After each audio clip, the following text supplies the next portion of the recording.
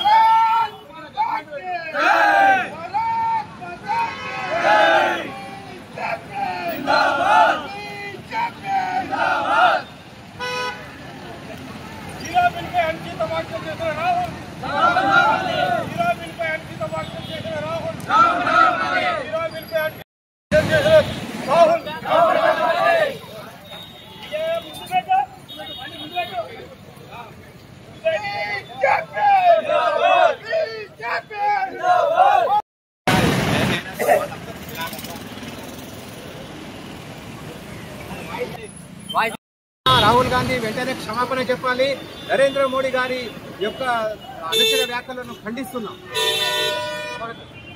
భారత ప్రధాని నరేంద్ర మోడీ గారి మాతృమూర్తి కురువృద్ధురాలు అయినటువంటి ఎటువంటి రాజకీయాలకు సంబంధం లేనటువంటి వ్యక్తి అయినటువంటి ఒక మాతృదేవతను అనవసరంగా కల్పించుకొని రాహుల్ గాంధీ గారు చేసినటువంటి అనుచిత వ్యాఖ్యలకు ఈరోజు దేశమంతా రాహుల్ గాంధీ యొక్క దిష్టి బొమ్మ దగ్ధాన్ని చేస్తున్నాం.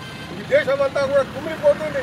ఒక పురుషులైనటువంటి మాతృమూర్తి మీద అనుచిత వ్యాఖ్యలు చేసినటువంటి ఓ ఇటాలియన్ బిడ్డ, వాడు ఇటాలియన్ దానికి పుట్టిండు కానీ మన భారతదేశ పౌరాలకు పుట్టలేదు.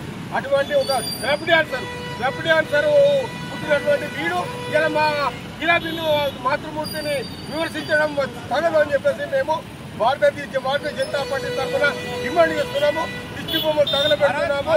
ఇది భారత ద్రోహి, భారతదేశ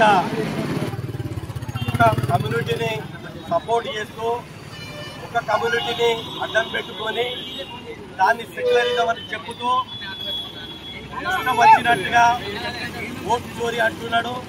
మరి ఆనాడే జవహర్లాల్ నెహ్రూకు 14 ఓట్లు వేస్తే ఒక్క ఓటు కూడా రాలేదు. మొత్తం 14 ఓట్లు మరి జవహర్లాల్ నెహ్రూకు ఎవరికి రాలేదు. సర్దార్ వల్లభాయ్ పటేల్కి వచ్చిన ఈ ఓటు చోరు ఆనాడే జరిగింది. ఓట్ల దొంగలు ఎవరంటే ఆనాడు కాంగ్రెస్ పార్టీలో ఉన్న జవహర్లాల్ నెహ్రూ అని కుటుంబమే. ఈరోజు రాహుల్ గాంధీ హీరా బెంగారు తల్లిని అనడం ఎంత ఘోరం అంటే భారతదేశ ప్రజల మనోభావాలు దెబ్బతీసే విధంగా, బీజేపీ కార్యకర్తల మనోభావాలు దెబ్బతీసే విధంగా ఘోరంగా మాట్లాడడం చాలా తప్పు. దానికి వెంటనే క్షమాపణ చెప్పాలి. ఇతడు ఇటలీలో పౌరసత్వం ఉంది, ఇటలీలో ఫైనాన్స్ కంపెనీస్ ఉన్నాయి, ఇతడు ఇరాక్ దేశానికి అప్పిస్తాడు, పాకిస్తాన్ దేశానికి అప్పిస్తాడు, ఇండియాలో ఇండియా కంపెనీస్ ఉన్నాయి, ఇండియా కంపెనీస్ తోటి ఇచ్చి బిజినెస్ చేసాడు. కొనదాకా మైక్రో ఫైనాన్స్ కూడా వీళ్ళయే. ఇతనికి చైనాలో కూడా బిజినెస్ ఉన్నాయి. ఇతనికి బ్రిటిష్లో పౌరసత్వం ఉంది, అమెరికాలో పౌరసత్వం ఉంది. వీడు డీప్ స్టేట్ మనిషి, వీడు భారత పౌరుడే కాదు. వీడు వెంటనే క్షమాపణ చెప్పాలి. వీడి తల్లి హైదరాబాద్లో రాజీవ్ గాంధీ పెళ్లి చేసుకుని వచ్చింది. అట్లాంటి వ్యక్తి ఈరోజు హీరా బెంగారు మాట్లాడడం చాలా సిగ్గుచేటు. వెంటనే క్షమాపణ చెప్పాలని భారతీయ జనతా